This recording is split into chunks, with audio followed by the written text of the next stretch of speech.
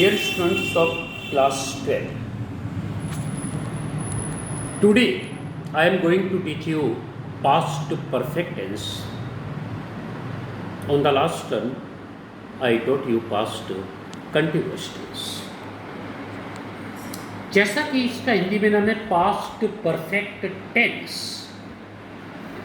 Past बीते हुए समय में, परफेक्ट माने पूर्ण होना, टेंस होने का यानी बीते हुए समय में किसी कार्य का पूर्ण होना ही पास्ट परफेक्ट टेंस कहलाता है। यानी जो टेंस का नाम होता है उसके शाब्दिक अर्थ से चलिए तो आप बहुत इजी वे में उसे पहचान लेंगे कि वाक्य हमारा किस टेंस का है। पास्ट परफेक्ट टेंस यानी बीते हुए समय में जो कार्य पूर्ण हो चुका है उसके बारे में जो बात कही जा रही है तो पास्ट परफेक्ट टेंस के अंतर्गत आता है। हिंदी में इसकी पहचान क्या होती है? ऐसे वाक्य जिन वाक्यों की क्रियाओं के अंत में चुका था, चुकी थी, चुके थे अथवा आ था, ई थी, ये थे आदि शब्द आते हैं तो वाक्य पास्ट परफेक्ट टेंस का है। Try to understand. ऐसे वाक्य जिनकी क्रियाओं के अंत में चुका था, चुकी थी, चुके थे अथवा आ था, ई थी, ये थे आदि शब्द आते हैं तो हमारा वाक्य पास्ट परफेक्ट टेंस का होता है। फॉर एग्जाम्पल, हिंदी में पहचान और इसका जो टाइटल है उसके अनुसार इसकी पहचान कीजिए। जैसे रवि खाना खा चुका था तो हिंदी में आ रहा है चुका था। पास्ट परफेक्ट टेंस, खाना खा चुका था, इसका मतलब बीते हुए समय में कार्य पूर्ण हो चुका है, इसलिए इसका नाम रखा गया पास्ट परफेक्ट टेंस। रवि खाना खा चुका था। और इसकी इंग्लिश ट्रांसलेशन कैसे करते हैं? इसमें एक अच्छी बात है कि चाहे हमारा सब्जेक्ट सिंगुलर हो चाहे प्लूरल हो, दोनों के साथ ही हेड का प्रयोग करते हुए मुख्य क्रिया की थर्ड फॉर्म का प्रयोग किया जाता है। चाहे सब्जेक्ट सिंगुलर हो चाहे सब्जेक्ट प्लूरल हो, दोनों के साथ ही हेड का प्रयोग करते हुए मुख्य क्रिया की कौन सी फॉर्म का प्रयोग किया है? थर्ड फॉर्म का प्रयोग किया है। इसलिए इसका नाम रखा गया है पास्ट परफेक्ट टेंस। बीते हुए समय में कार्य हमारा पूर्ण हो चुका है। अब ट्रांसलेशन कैसे करते हैं? तो सबसे पहले अफर्मेटिव वाक्य लिखना चाहिए। अफर्मेटिव वाक्य में सबसे पहले कर्ता के बाद सहायक क्रिया हेड, चाहे एक वचन का कर्ता हो चाहे बहुवचन का कर्ता हो, दोनों के साथ हेड का प्रयोग करते हैं। हेड के साथ फिर मुख्य क्रिया की थर्ड फॉर्म लाते हैं और फिर वर्ब, ऑब्जेक्ट, एक्सेट्रा अन्य चीज़ों को बाद में लाते हैं। जैसे रवि खाना खा चुका था तो इसकी इंग्लिश ट्रांसलेशन बनेगी Ravi had eaten the food अथवा रवि हैड टेकन फूड। इसको हम ऐसे नहीं कह सकते हिंदी में रवि ने खाना खा लिया था तो रवि खाना खा चुका था या रवि ने खाना खा लिया था, एक ही बात। पहचान दो होती है, चुका था अथवा क्रिया के अंत में आता ही थी, लिया था, दिया था, दिया था, खाया था आदि से। इसमें बच्चों खास बात ये होती है जब वाक्य को दो भागों में बांट देते हैं और वाक्य बिफोर और आफ्टर से जुड़ता है। तो जब वाक्य बिफोर से जुड़ता है तो उसका इंग्लिश ट्रांसलेशन करते समय बिफोर से पहले वाला पार्ट होता है और पास्ट परफेक्ट टेंस में होता है और बिफोर के जो बाद वाला पार्ट होता है वो पास्ट इंडेफिनिट टेंस। फिर दोबारा समझिए, जब बिफोर से वाक्य जुड़ता है तो बिफोर से पहले वाला पार्ट किस में होता है? पास्ट परफेक्ट टेंस में होता है और बिफोर के बाद वाला पार्ट जो होता है वो पास्ट इंडेफिनिट टेंस में होता है। जैसे मेरे स्टेशन पहुंचने से पहले रेलगाड़ी छूट चुकी थी, तो सबसे पहले हम बाद वाले पार्ट को पहले लाएंगे। रेलगाड़ी छूट चुकी थी, द ट्रेन हैड लेफ्ट। मेरे स्टेशन पहुंचने से पहले बिफोर से जुड़ रहा है और बिफोर के बाद वाले वाक्य को हम पास्ट इंडेफिनिट टेंस में बनाते हैं। तो रेलगाड़ी छूट चुकी थी।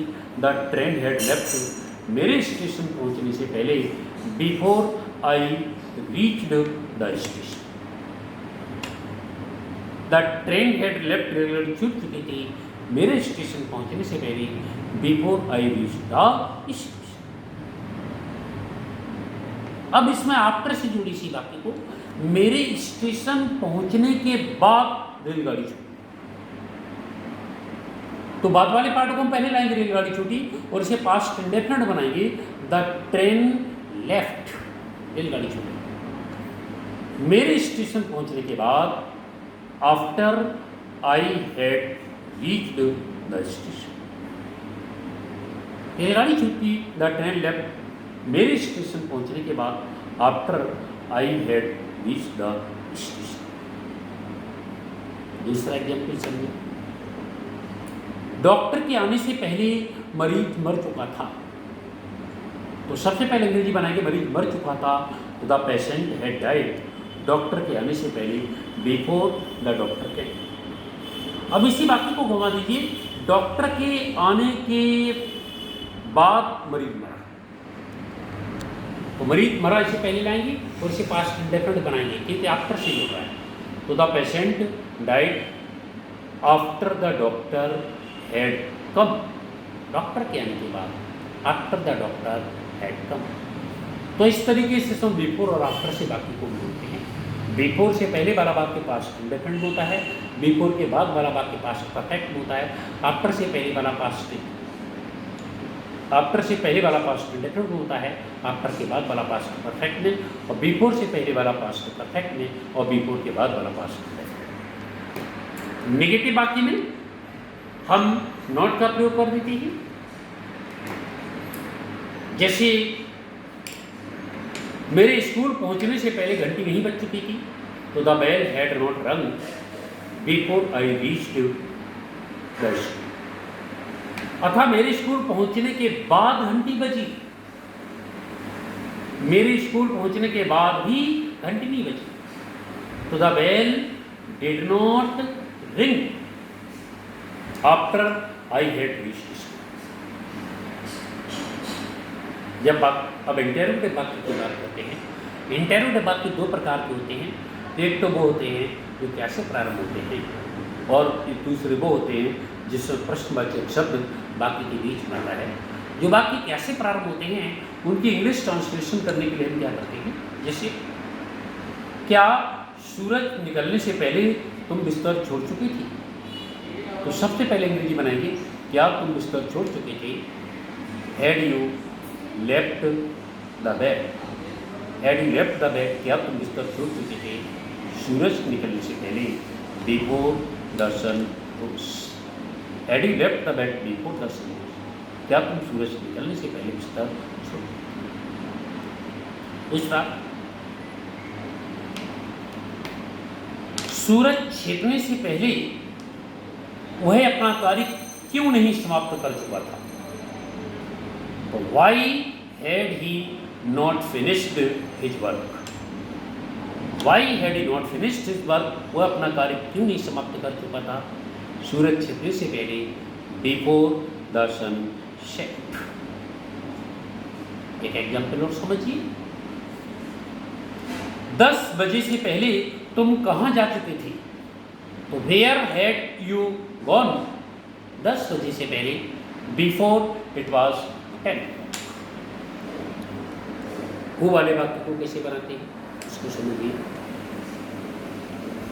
आधी रात से पहले तुम्हारे यहाँ कौन आ चुका था, तो तुम्हारे यहाँ कौन आ चुका था, who had come to you, आधी रात से पहले, बिफोर इट वॉज मिड। फिर एक बार समझ लीजिए, जब वाक्य हमारा बिफोर से जुड़ता है तो बिफोर से पहले वाला पार्ट, बाद वाले पार्ट को हम पहले ट्रांसलेट करते हैं। इंग्लिश में जो पहले वाला पार्ट होता है उसे हम पास्ट परफेक्ट में ट्रांसलेट करते हैं, और जो पहले वाले पार्ट को हम बाद में ले जाते हैं उसे हम पास्ट इंडेफिनिट में ट्रांसलेट करते हैं। और जब आफ्टर से जुड़ता है तो आफ्टर से पहले वाले पार्ट को हम पास्ट इंडेफिनिट में ट्रांसलेट करते हैं, और बाद वाले पार्ट को हम पास्ट परफेक्ट में ट्रांसलेट करते हैं। बच्चों, एक्सरसाइज में जितने भी सेंटेंस पास्ट परफेक्ट से कनेक्टेड दिए गए हैं उनको इंग्लिश में ट्रांसलेट कीजिए और कोई प्रॉब्लम हो तो हमसे संपर्क करिए, पूछिए, आपके सभी प्रश्नों का उत्तर दिया जाएगा। तब तक अपने स्वास्थ्य का ध्यान रखिए और अपना अध्ययन जारी रखिए। नेक्स्ट वीडियो में नेक्स्ट इसके साथ फिर मुलाकात होती है। धन्यवाद।